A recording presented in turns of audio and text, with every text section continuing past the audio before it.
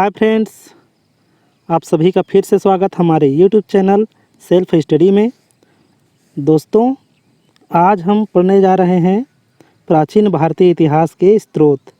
पिछले वीडियो में भारत का नामकरण एवं प्राचीन भारतीय प्रजाति के बारे में बहुत अच्छे से समझाया गया था। यदि आप नहीं देखे होंगे तो कृपया उस चैनल में जाकर, सेल्फ स्टडी चैनल में जाकर आप एक बार अवश्य देखें। चलिए देखते हैं प्राचीन भारतीय इतिहास के स्रोत। चूँकि दोस्तों ये कंटेंट, ये वीडियो कम से कम 8 से 9 पुस्तकों के सम्मिश्रण से बनाया गया है, अतः यह कंटेंट बहुत ही इम्पोर्टेंट है एग्ज़ाम पॉइंट ऑफ व्यू की नज़र से। तो चाहूँगा दोस्तों इसे अच्छे से ध्यान से देखें, समझें, उसके बाद लाइक या सब्सक्राइब करना है जो भी करें, बाकी इसको कम से कम 100% टाइम दें। चलिए देखते हैं दोस्तों। साहित्यिक, पुरातात्विक ये भारतीय इतिहास के स्रोत कहे जाते हैं। तो साहित्यिक स्रोत में 3 खंडों में बांटा गया है, 3 पार्ट में बांटा गया है। पहला है आपका धार्मिक ग्रंथ, उसके बाद है लौकिक ग्रंथ, उसके बाद है विदेशी यात्रियों के विवरण। उसके बाद है धार्मिक ग्रंथ में 3 पार्ट दिया गया है। तो धार्मिक ग्रंथ में 3 पार्ट हैं: ब्राह्मण साहित्य, बौद्ध साहित्य, जैन साहित्य। और यहाँ ब्राह्मण साहित्य को भी पार्ट वाइज अलग अलग कर दिया गया है, जिसमें है वेद, ब्राह्मण ग्रंथ, आरण्यक, उपनिषद। ये चारों दोस्तों वैदिक साहित्य के 4 भाग हैं। उसके बाद आता है वेदांग, सूत्र, महाकाव्य, धर्मशास्त्र। ये ब्राह्मण साहित्य के पार्ट हैं। और यहाँ धर्मशास्त्र को भी अलग अलग पार्टों में बांट दिया गया है। पहला देखते हैं धर्मसूत्र, उसके बाद है स्मृतियाँ, उसके बाद टीकाएँ और भी आते हैं, जैसे कि भाष्य हो गए, नीतिशास्त्र हो गए, वो सभी धर्मशास्त्र में आ जाते हैं। निबंध वगैरह ये सभी धर्मशास्त्र में आ जाते हैं। अगला देखते हैं, शुरू से देखें तो पहला धार्मिक साहित्य को पहले देखते हैं, जिसके अंतर्गत ब्राह्मण साहित्य आता है और जिसमें पहला है वेद। तो वेदों के बारे में जानते हैं। तो हिंदू परंपरा में वेदों को श्रुति की श्रेणी में रखा गया है। यहाँ श्रुति बताया गया है दोस्तों। श्रुति का मतलब है, ऐसा होता था पहले कि गुरु सामने में अपने शिष्य को बैठाकर शिक्षा दिया करते थे, ज्ञान दिया करते थे, और उसी ज्ञान को सुनकर शिष्य ज्ञान ग्रहण करके उसको बाद में लिखा गया या एक पीढ़ी से दूसरे पीढ़ी में स्थानांतरण होने के चलते ये श्रुति काव्य के अंतर्गत या श्रुति साहित्य के अंतर्गत ये आते हैं। सुनकर लिखा गया है, इस नाम से इसको श्रुति साहित्य की श्रेणी में रखा गया है। इन्हें अपौरुषेय कहा जाता है। अपौरुषेय का मतलब होता है जिसको मनुष्य ने नहीं बनाया है, साधारण मानव ने नहीं बनाया है। कहने का तात्पर्य यही है कि इसको देवों द्वारा प्रदत्त किया गया है। नित्य और निरुक्त कहा गया है। तो वेदों को अपौरुषेय, नित्य और निरुक्त कहा गया है, जिनको ऋषियों के द्वारा आत्मसात किया गया है और स्वयं देवों के द्वारा इन्हें दृश्य रूप में प्राप्त किया गया है। ऋग्वेद, सामवेद, यजुर्वेद और अथर्ववेद, यह 4 वेद हैं जिन्हें संहिता कहा गया है। संहिता कहते हैं दोस्तों वेदों को। अब देखते हैं, वेदों के संकलनकर्ता कृष्ण द्वैपायन वेद व्यास थे। वेदों के संकलन करने के नाम से इनका नाम वेद व्यास पड़ा। और यहाँ देखें तो कृष्ण द्वैपायन, ये आगे में आपको बताया जाएगा, इन्होंने ही वेदों का संकलन एवं वर्गीकरण किया था। द्वीप में होने के कारण इन्हें कृष्ण द्वैपायन भी कहते हैं। तो यही है दोस्तों कृष्ण द्वैपायन। द्वैपायन का अर्थ है ये द्वीप में रहते थे, तो इसी नाम से द्वैपायन कहा गया, कृष्ण द्वैपायन भी कहा गया। तथा साथ ही साथ बद्रीनाथ में रहने के कारण इन्हें बादरायण कहा गया। यहाँ पर कुछ मिस्टेक्स है, इसको अन्यथा न लें। यहाँ बादरायण कहा गया, इनको बादरायण भी कहा जाता है। वेदों को शब्द राशि तथा ज्ञान राशि माना गया है। वेदों के लिए निगम एवं आमना शब्द का भी प्रयोग किया गया है। वेदों को हम निगम भी बोल सकते हैं और आमना भी बोल सकते हैं। चलिए देखते हैं। पाणिनि ने वेदों को संदेश कहा है। एक संदेश ही तो है, आज हम लोग जो भी देख रहे हैं, पढ़ रहे हैं, उनका दिया हुआ संदेश ही है। तो पाणिनि ने वेदों को संदेश कहा है। शतपथ ब्राह्मण एवं तैत्तिरीय उपनिषद में वेदों के लिए स्वाध्याय शब्द का प्रयोग हुआ है। तो यहाँ स्वाध्याय शब्द का प्रयोग किया गया है वेदों के बारे में। वेदों को हम स्वाध्याय बोल सकते हैं। मनु ने वेदों को सारे ज्ञानों का आधार मानकर उन्हें सर्वज्ञान कहा है। तो सर्वज्ञान वेदों को बोल सकते हैं मनु के अनुसार। वेद संस्कृत भाषा और पद्य में लिखे गए हैं। सभी वेद पद्य में लिखे गए हैं, लेकिन अपवाद स्वरूप यजुर्वेद गद्य और पद्य में है। ये यजुर्वेद गद्य और पद्य दोनों में है। अथर्ववेद में भी गद्य अंश हैं, जो कि पूरे ग्रंथ का छठा भाग यानी 1/6 के रूप में है। तो कुछ अंश कहा जाए, कुछ मात्रा में अथर्ववेद में भी है, बाकी उसको पद्य ही कहा गया है। ऋग्वेद हमारा प्राचीनतम साहित्य है। सबसे प्राचीन साहित्य हमारा ऋग्वेद माना जाता है। चलिए देखते हैं ऋग्वेद के बारे में। तो ऋग्वेद में 10 मंडल हैं, 1028 सूक्त हैं। यहाँ एक बालखिल्य एक अलग से पाठ लिया गया है। तो इनके 11 सूक्तों सहित कुल मिलाकर 1028 सूक्त हैं एवं 10,462 ऋचाएँ इसमें उपलब्ध है। इस वेद के ऋचाओं को पढ़ने वाले ऋषि को या व्यक्ति को होत्री कहते हैं। इसको जो भी पढ़ता है उसे होत्री कहा जाता है। विश्वामित्र द्वारा रचित ऋग्वेद के तीसरे मंडल में सूर्य देवता सावित्री, यहाँ पर सूर्य देवता सावित्री को समर्पित प्रसिद्ध गायत्री मंत्र है। गायत्री मंत्र जान गए ना, ओम भूर्भुवः स्वः, ये वाला गायत्री मंत्र ये तीसरे मंडल में है जो सूर्य देवता को समर्पित है।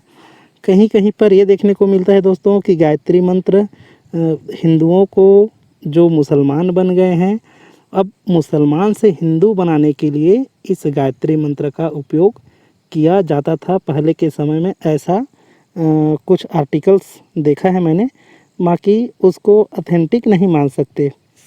चलिए आगे बढ़ते हैं। इसके 9वें मंडल में देवता सोम का उल्लेख है। देखिए, तीसरे मंडल में सूर्य देवता, 9वें मंडल में सोम देवता का उल्लेख है। इसके 8वें मंडल की हस्तलिखित मतलब हाथ से लिखी हुई ऋचाओं को खिल कहा जाता है। यहाँ हमने देखा ना कि खिल वाला भाग, ये खिल वाला भाग, तो यहाँ पर ये 8वें मंडल में हस्तलिखित ऋचाओं को खिल कहा जाता है। 4 वर्ण समाज के कल्पना का आदि स्रोत ऋग्वेद के 10वें मंडल में वर्णित पुरुष सूक्त है।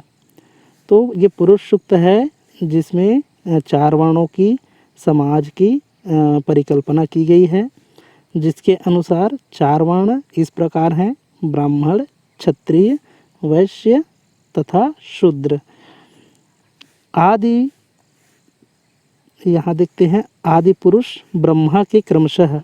अब ये जो 4 वर्ण हैं, 4 प्रकार के लोग हैं, ब्राह्मण, क्षत्रिय, वैश्य और शूद्र, तो ये आदि पुरुष क्रमशः देखते हैं तो मुख से ब्राह्मण, भुजाओं से क्षत्रिय, जंघाओं से वैश्य और चरणों से शूद्र उत्पन्न हुए हैं, ऐसा माना जाता है। वामन अवतार के 3 पगों के आख्यान का प्राचीनतम स्रोत ऋग्वेद ही है।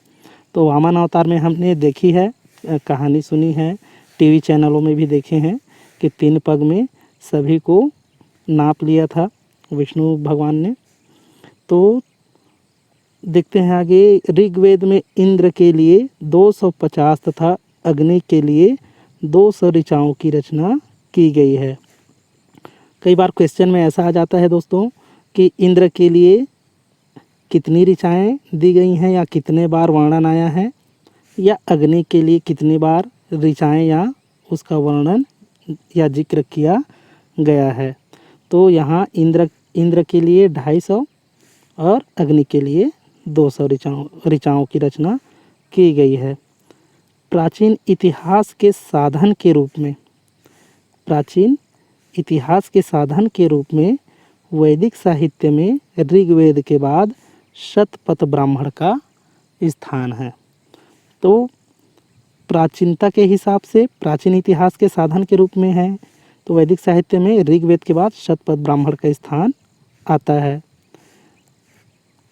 ऋग्वेद के कुछ मंत्र ऐतिहासिक घटनाओं का उल्लेख भी करते हैं, जैसे 10 राजाओं का युद्ध दशराग्य का वर्णन आया है, जो भरत कबीले के राजा सुदास के साथ हुआ था। यह ऋग्वैदिक काल की एकमात्र घटना आर्यों के 2 प्रमुख जन पुरु तथा भरत के बीच हुआ था।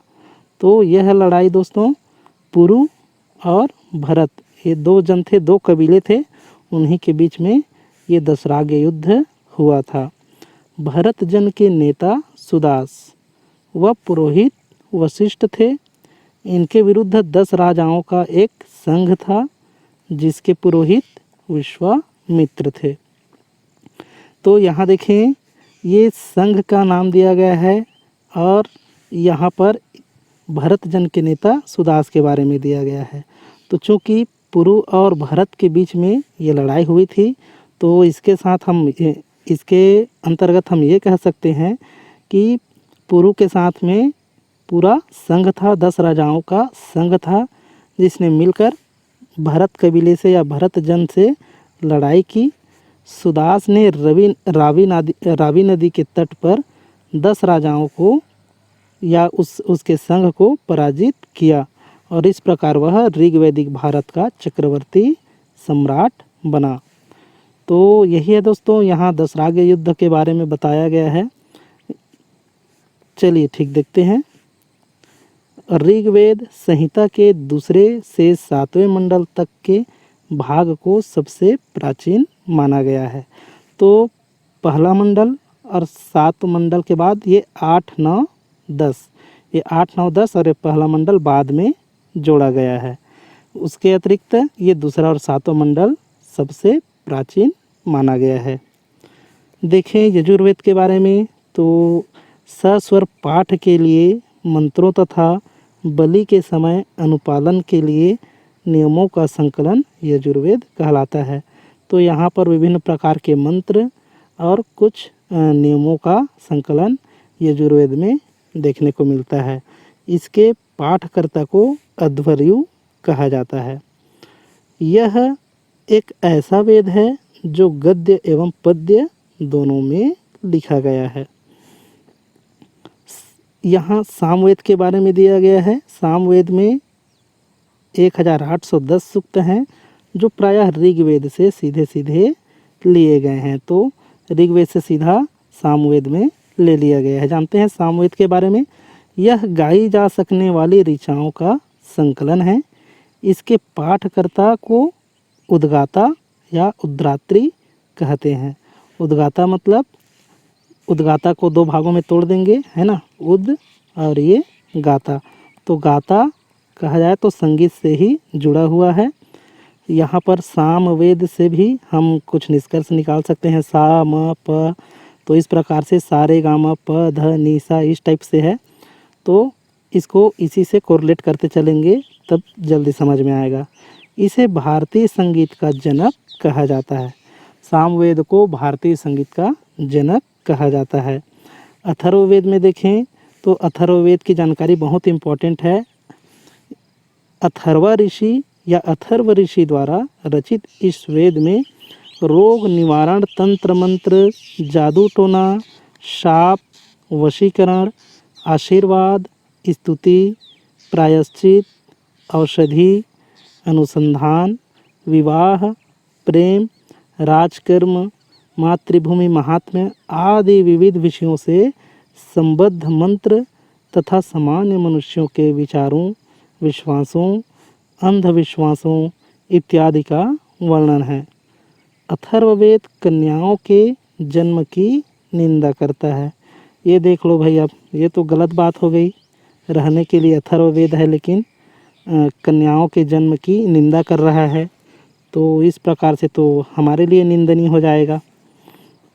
अगर कन्या ही नहीं रहेगी, महिलाएं ही नहीं रहेगी, तो संसार कहाँ से जन्मेगा, है ना। चलिए छोड़िए इसको, आगे चलते हैं। इसमें सभा एवं समिति को प्रजापति की 2 पुत्रियां कहा गया है। तो उस समय शासन के लिए सभा एवं समिति रहती थी, तो इसी सभा एवं समिति को प्रजापति की 2 पुत्रियां कहा गया है। और यह किस में उल्लेख है? अथर्ववेद में। यह सबसे बाद का वेद है। इतिहास का सर्वप्रथम उल्लेख इसी वेद में मिलता है। तो यहाँ पर देखें, ये इम्पोर्टेंट क्वेश्चन बन सकता है दोस्तों यहाँ से कि इतिहास नामक शब्द है ना, इतिहास नाम का जो शब्द है वो सर्वप्रथम अथर्ववेद से ही मिलता है। इसीलिए इम्पोर्टेंट बोल रहा था दोस्तों। ये इतिहास जो हम पढ़ रहे हैं, ये इतिहास सबसे पहले कहाँ लिखा गया? तो ये इतिहास जो है अथर्ववेद में मिलता है। इतिहास का उल्लेख अथर्ववेद में मिलता है। इनमें कुल 731 मंत्र तथा लगभग 6000 पद्य हैं।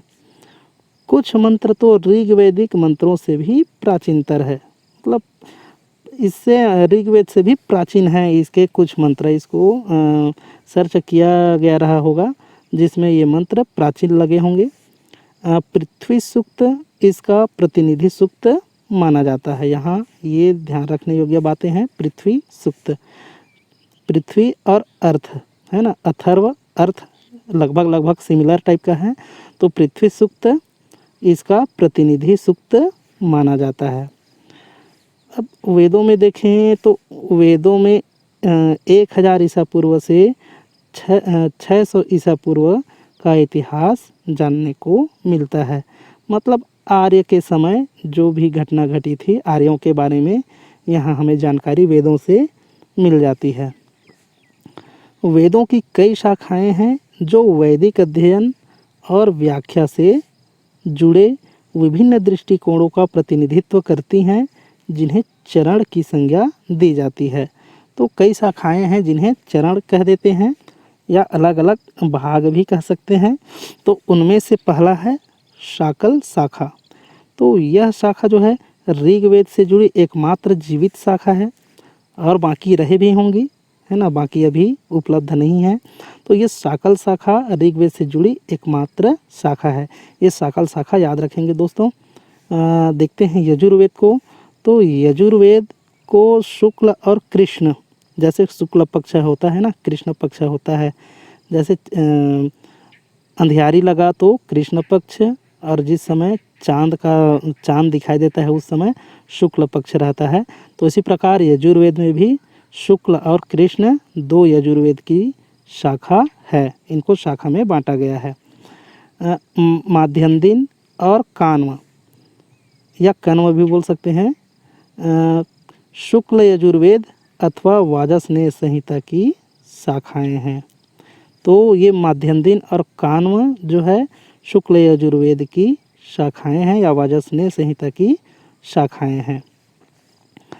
कृष्ण यजुर्वेद देखें तो कृष्ण यजुर्वेद से जुड़ी शाखाएं काठक, कपिष्ठल, मैत्रायणी और तैत्तरी हैं।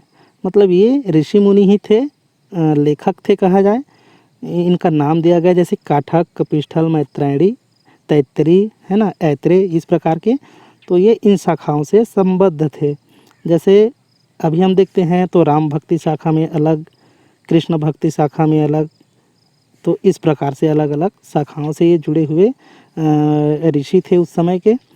इन दोनों शाखाओं से जुड़ा मुख्य अंतर यह है कि शुक्ल यजुर्वेद की शाखा में केवल मंत्रों को स्थान मिला है, तो शुक्ल यजुर्वेद में सिर्फ मंत्रों को स्थान दिया गया है, जबकि कृष्ण यजुर्वेद में मंत्रों के साथ उनकी व्याख्या भी की गई है और यज्ञ से जुड़े कर्मकांड का भी उल्लेख हमें मिलता है। यहाँ देखते हैं तो कौथुम, राणायनीय तथा जैमिनी अथवा तलवकार सामवेद की शाखाएं हैं। एक बार और देख लेते हैं दोस्तों शुरू से। शाकल शाखा ऋग्वेद से जुड़ी है और यजुर्वेद में 2 शाखाएं हैं, शुक्ल यजुर्वेद और कृष्ण यजुर्वेद। यजुर्वेद में 2 शाखाएं, शुक्ल यजुर्वेद और कृष्ण यजुर्वेद। इसी तरह यहाँ भी है कौथुम, राणायनी तथा जैमिनी अथवा तलवकार सामवेद की शाखाएं हैं। अथर्ववेद, तो अथर्ववेद के बारे में देखें तो अथर्ववेद की शाखाएं शौनक और पैप्पलाद हैं। वेदों से जुड़े अन्य ब्राह्मणों का भी उल्लेख मिला है किंतु अभी उपलब्ध नहीं है। और ब्राह्मणों का भी उल्लेख मिला है और बहुत से ऐसे ब्राह्मण ग्रंथ मिले हैं वेदों से जुड़े, लेकिन वो अब तक उपलब्ध नहीं हो पाए हैं। दोस्तों ये वीडियो जो है बहुत सर्च करने के बाद करीब 15 से 10-15 दिन लग गया है इसको बनाने में, तो ये समझ सकते हैं कि बहुत सारा सर्च करके इसको बनाया गया है। कृपया लाइक ज़रूर करिएगा दोस्तों, और साथ ही साथ ये सभी के लिए इम्पॉर्टेंट यह वीडियो बनाता है, चाहे यूपीएससी के लिए मेंस में लिखना हो चाहे पीसीएस में हो, सभी जगह ये काम आएगा दोस्तों। चलो आगे देखते हैं। ऋग्वैदिक और उत्तर वैदिक रचनाओं का यह काल निर्धारण 19वीं शताब्दी में मैक्स मुलर ने किया था। तो ऋग्वैदिक का काल निर्धारण कितने समय में बना, कब बना, तो इसका काल निर्धारण किसने किया था? मैक्स मुलर ने किया था। और ये कौन से समय में? 19वीं शताब्दी के अंतर्गत में। अब ऋग्वैदिक के साथ साथ ये उत्तर वैदिक रचनाएं हैं, उनका भी काल निर्धारण मैक्स मुलर ने किया था। अब देखते हैं ऋग्वेद, सामवेद एवं यजुर्वेद को वेद त्रयी कहा जाता है। यह श्रुति पर आधारित है। जैसा कि दोस्तों आपको बताया हूँ कि ये जो वेद हैं वो श्रुति साहित्य के अंतर्गत आते हैं, सुनकर लिखा गया है, इसलिए इसे वेद त्रयी भी कहते हैं और श्रुति साहित्य कहते हैं, श्रुति साहित्य कहते हैं। ठीक है, वेद त्रयी तो ये ऋग्वेद, सामवेद और यजुर्वेद को मिलाकर कहते हैं। अब देखते हैं उपनिषद। तो उपनिषद ब्रह्मसूत्र एवं गीता को वेदांत का प्रस्थानत्रयी कहा जाता है।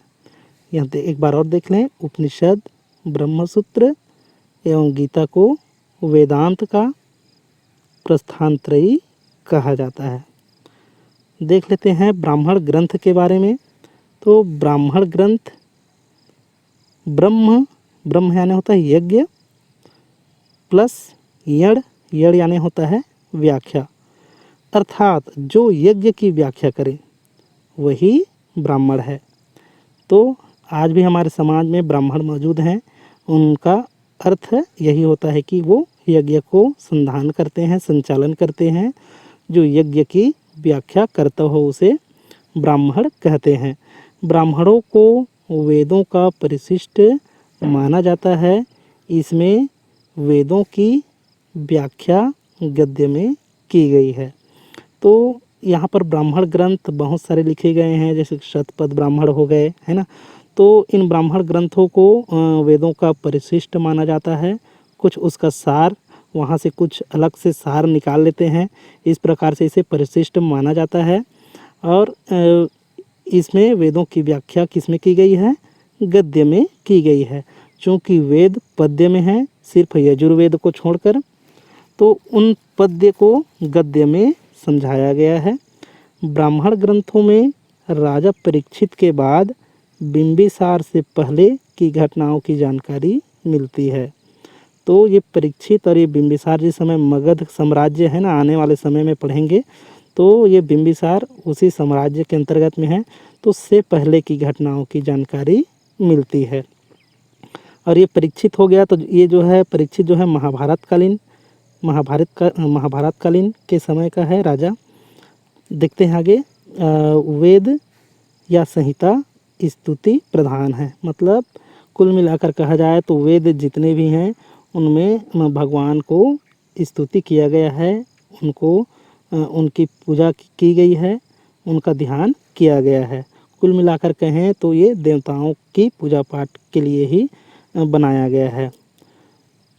जबकि ब्राह्मण ग्रंथ विधि प्रधान है। अब उसमें पूजा पाठ कैसे करेंगे, स्तुति कैसे करना चाहिए, उनकी विधियाँ दी गई हैं ब्राह्मण ग्रंथों में। तो दोनों में इतना अंतर है, ब्राह्मण ग्रंथ में विधि बताई गई है और वेद में भगवान की उस स्तुति की गई है। अलग अलग वेदों के लिए अलग अलग ब्राह्मण ग्रंथ लिखे गए हैं। तो सभी वेदों के लिए अलग अलग ब्राह्मण ग्रंथ लिखे गए हैं। आइए देखते हैं कि क्या क्या लिखा गया है। तो ऋग्वेद में ऐतरेय और कौशितकी, इसको याद करने का बढ़िया एक ट्रिक कहा जाए दोस्तों। ऋग्वेद चूँकि पहला वेद है ना, तो यहाँ से हम उठा लेते हैं ए और यहाँ से उठा लेते हैं क। अब देखो ये है ऋग्वेद, पहला से ये ऋग्वेद है और ए से ऐतरेय है ना, ये ए से ऐतरेय और कौशितकी से क। तो ऐतरेय कौशितकी मतलब एक एक, इसको ध्यान रखेंगे दोस्तों और ये जल्दी से याद भी हो जाएगा। एक बार प्रैक्टिस कर लेंगे लिख कर, बहुत जल्दी से याद हो जाएगा। ऐसे दिमाग में आ गया ट्रिक तो बता दिया। दूसरा देखते हैं यजुर्वेद। तो यजुर्वेद में दो ब्राह्मण ग्रंथ हैं, एक है तैत्तिरीय और दूसरा है शतपथ। तो यहाँ पर तैश लिख सकते हैं, तैश यजुर्वेद के लिए, या दूसरा के लिए दो कर सकते हैं, यजुर्वेद के लिए दो कर सकते हैं और तैत्तिरी को तय लिख सकते हैं और ये शतपथ को श लिख सकते हैं। इस प्रकार दो तैश इस प्रकार से लिख सकते हैं। पहला क्या था, एक था, दूसरा क्या है, तैश है ना। चलिए देखते हैं आगे। सामवेद। तो सामवेद में है पंचविश, 5 विष है, मतलब 5 प्रकार के जहर मिलेंगे, है ना। 5 प्रकार के जहर मिलेंगे, लेकिन इसमें कितने प्रकार के जहर हैं, 7 प्रकार के जहर हैं। क्या क्या, सारे गामा प ध नि सा, इस टाइप का, है ना। तो ये सामवेद में पंचविश ये ब्राह्मण ग्रंथ है। अथर्ववेद में देखते हैं तो अथर्ववेद में गोपथ है, इसको अगो भी लिख सकते हैं, अगो, या अपथ भी लिख सकते हैं, बिना पथ का, बिना रास्ते का, है ना। चलिए देखते हैं आगे। आरण्यक। तो आरण्यक दोस्तों ये जंगलों में बनाया गया था, इसकी रचना जंगलों में किया गया था। चलिए देखते हैं इसको। अरण्य यानी होता है जंगल, प्लस है यक यानी होता है ज्ञान। यह स्वतः स्फूर्त रचना है जिसमें विभिन्न आध्यात्मिक एवं दार्शनिक समस्याओं का विवेचन किया गया है। ये कहा जाए तो दर्शन से ओतप्रोत है और इसे रहस्य भी कहा गया है। ये रहस्य आप बिल्कुल ध्यान में रखेंगे दोस्तों। इसका प्रमुख विषय प्राण विद्या है, इसका प्रमुख विषय प्राण विद्या। एक और देखे थे हमने, एक पुरुष सूक्त देखे थे, है ना। चलिए वो तो ऊपर चला गया, चलो यहाँ से देखते हैं। तो इसका प्रमुख विषय प्राण विद्या है। इसमें यज्ञों की आध्यात्मिक व्याख्या मिलती है। महाभारत में और अरण्यकों को वेद का नवनीत कहा गया है। तो महाभारत में ये जो आरण्यक ग्रंथ रहते थे उनको क्या कहा गया है, वेदों का नवनीत कहा गया है, मक्खन कहा गया है, निचोड़ कहा गया है। जिस प्रकार से ये वीडियो आपके लिए बहुत ही निचोड़दायक है, उसी प्रकार ये महाभारत में इन अरण्यकों को वेद का नवनीत या मक्खन कहा गया है। आरण्यक में यज्ञ से जुड़े कर्मकांड, बलि अनुष्ठान की दार्शनिक और प्रतीकात्मक अभिव्यक्ति है। देखें चौथा उपनिषद, तो उप यानी होता है गुरु के पास, नि का मतलब होता है शिष्य का, और शद का मतलब होता है बैठना, अर्थात गुरु के समीप बैठकर शिष्य जो ज्ञान प्राप्त करे वह उपनिषद है। वैदिक साहित्य का अंतिम भाग उपनिषद है, इसलिए उपनिषदों को वेदांत भी कहा जाता है। वेदांत उपनिषदों को कहा जाता है। भारतीय दर्शन की शुरुआत आरण्यक से होती है, जबकि उनका चरम उपनिषदों को माना गया है। जो असली चीज़ें हैं वो उपनिषद को माना गया है। शुरुआत तो आरण्यक से होती ही है, लेकिन उनका असली जगह जो है उपनिषद माना गया है, उनका चरम माना गया है। उपनिषदों का प्रमुख विषय आत्मा या आत्मविद्या तथा ब्रह्म विद्या है। अभी अभी हमने ये ब्राह्मण में देखा था, ब्राह्मण बोलता हूँ, ये आरण्यक में देखा था। इसमें प्राण विद्या इसका मुख्य विषय है, और जबकि इसमें आत्मविद्या तथा ब्रह्म विद्या इसके प्रमुख विषय हैं। अब देखते हैं उपनिषद। तो उपनिषद को वेदों का ज्ञान कांड कहा जाता है। अधिकांश उपनिषद संवाद के रूप में लिखे गए हैं। उपनिषदों के निर्माण में ब्राह्मण वर्ग के स्थान पर क्षत्रिय वर्ग का विशेष योगदान दिखाई देता है। चूँकि ये उपनिषदों को मेरे अनुसार अधिकतर क्षत्रिय वर्ग के लोगों ने ही इसको शायद बनाया होगा, इस नाम से इसको क्षत्रिय वर्ग का विशेष योगदान दिखाई देता है, ऐसा लिखा गया है। चलिए देखें, इसकी रचना गंगा घाटी में हुई थी। यह गद्य पद्य दोनों में है। गद्य में भी है, पद्य में भी है, और कहीं कहीं पर गद्य पद्य दोनों में भी है। तो पद्य में कौन कौन से उपनिषद हैं? तो पद्य में मुंडक उपनिषद, श्वेताश्वर, कठ एवं ईशोपनिषद पद्य में है। इतने जो उपनिषद हैं वो पद्य में हैं। अब गद्य को देखें तो गद्य में मांडुक्य, ऐतरेय, तैत्तिरीय, छांदोग्य, बृहदारण्यक, कौशितकी आदि गद्य में है। गद्य पद्य दोनों में देखें तो गद्य पद्य में दोनों में ये है केन प्रश्न, केन उपनिषद और प्रश्न उपनिषद, ये गद्य पद्य दोनों में है। सबसे पहले सबसे विशाल सबसे बड़ा उपनिषद बृहदारण्यक है, और सबसे छोटा उपनिषद मांडुक्य उपनिषद है। सबसे प्राचीन उपनिषद भी गद्य में लिखा गया है, पर एग्जैक्ट पता नहीं चला है दोस्तों। मैंने बहुत सर्च की है इस बारे में कि सबसे प्राचीन उपनिषद कौन सा है करके। कमेंट में बताइएगा अगर आपको पता होगा तो। सबसे प्राचीन उपनिषद भी किस में लिखा गया है? गद्य में लिखा गया है। कुल 108 उपनिषदों का उल्लेख मुक्तिकोपनिषद में मिलता है। इसीलिए दोस्तों जब पूजा पाठ होती है तो 108 का उच्चारण करना आवश्यक रहता है, या तो फिर उतने बार हम उच्चारण नहीं कर सकते तो उसके जगह में 108 रुद्राक्ष की माला या तुलसी की माला बनाई जाती है। तो ये वही उसी को इंगित करता है कि जो 108 जो उपनिषद लिखे गए हैं, तो उनके जो ऋषि हैं, जो उनको लिखने वाले जो ऋषि हैं, उनको जो भी भोग लगा रहे हैं, जो भी स्तुति कर रहे हैं, वो उनको मिले ऐसे करके। इसलिए आप कहीं भी देखे होंगे पूजा होती है तो 108 का बहुत ही ज़्यादा महत्व रहता है, जिनमें से 13 को मूलभूत उपनिषदों की श्रेणी में रखा जा सकता है। शंकराचार्य ने केवल यहाँ पर रुपये 10 लिखा है, यहाँ पर केवल 10 है ना।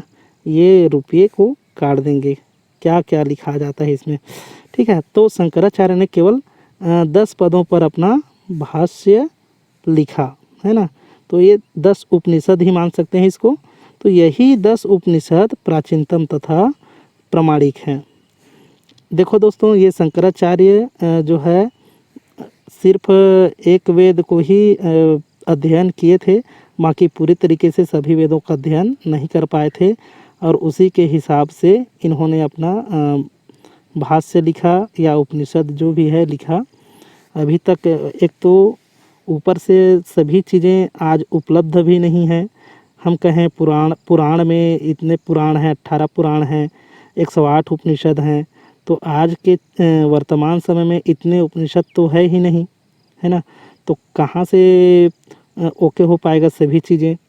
जितने भी पंडित हैं अपने आप को महान समझ लेते हैं, लेकिन यही बात है दोस्तों कि वेदों को पढ़ने के लिए ये उपनिषद, ब्राह्मण ग्रंथ ये सभी बनाए गए थे। वेदांग हो गए, है ना। तो इन्हीं के नाम से कह सकते हैं कि अभी के डेट में जितने भी साधु महाराज हैं, पंडित हैं, वो अपने आप को प्रकांड विद्वान मानते हैं, क्योंकि हम जानते हैं कि ये इन सभी पुस्तकों को पढ़ने के बाद ही प्रकांड विद्वान बना जा सकता है। हालांकि ये अब उपलब्ध तो नहीं है, तो ये मान सकते हैं कि अभी के डेट में ऐसा कोई पंडित नहीं है जो सभी चीज़ें को जानता हो। चलिए आगे बढ़ें, टॉपिक से बाहर नहीं जाएंगे। तो ये शंकराचार्य जो हैं इनके 10 उपनिषद हैं जो इस प्रकार हैं: ईश, केन, कट, प्रश्न, मुंडक, मांडुक्य, तैत्तिरीय, ऐतरेय, छांदोग्य, बृहदारण्यक। तो इस प्रकार से ये 10 उपनिषद हैं जो शंकराचार्य द्वारा लिखे गए थे। मुग़ल काल में दारा शिकोह ने, ये दारा शिकोह इम्पॉर्टेंट है दोस्तों, इसको ध्यान में बिल्कुल रखिएगा। दारा शिकोह ने 52 उपनिषदों का फारसी अनुवाद काशी के पंडितों की सहायता से करवाया। यह उपनिषदों का किसी भी अन्य भाषा में पहला अनुवाद था। तो उपनिषद का किसी भी भाषा में, किसी अन्य भाषा में, है ना, तो ये पहला अनुवाद था। और ये किसने कराया था? दारा शिकोह ने। उसने खुद तो नहीं कराया, लेकिन काशी के जो पंडित थे उनकी सहायता से कराया। ठीक है। उसने स्वयं सिर्रे अकबर या सिर्रे असरार नाम से उपनिषदों का अनुवाद किया। तो हम हिंदी में बोलते हैं उपनिषद, लेकिन ये अरबी में या फारसी में, है ना, ये क्या हो जाएगा? सिर्रे अकबर, या उर्दू भी बोल सकते हैं। तो सिर्रे अकबर या सिर्रे असरार के नाम से उन्होंने अनुवाद कराया था। चलिए देखते हैं ये वेदांग। तो ये नेक्स्ट वीडियो है दोस्तों। ये वीडियो अभी यहीं पर विराम देता हूँ। ये आगे ये स्मृति के बारे में बताया जाएगा, जिसमें ये वेदांग हैं। वेदांग जो है वेदों को समझने के लिए, है ना, वेदों को सही उच्चारण, प्रयोग तथा उनकी व्याख्या के लिए। तो इस प्रकार से ये नेक्स्ट वीडियो में पढ़ेंगे। और लाइक करना मत भूलिएगा दोस्तों। अभी तक सब्सक्राइब नहीं किए हैं तो सब्सक्राइब भी कर लीजिएगा, क्योंकि मैं एकदम डीपली पढ़ाने जा रहा हूँ। इसको ध्यान में रखेंगे और कमेंट्स भी करेंगे कि वाजिब में आपको डीप स्टडी मिल रहा है, डीप कंटेंट मिल रहा है, अच्छे से सविस्तार बताया जा रहा है कि नहीं, उसको कमेंट ज़रूर कर देंगे।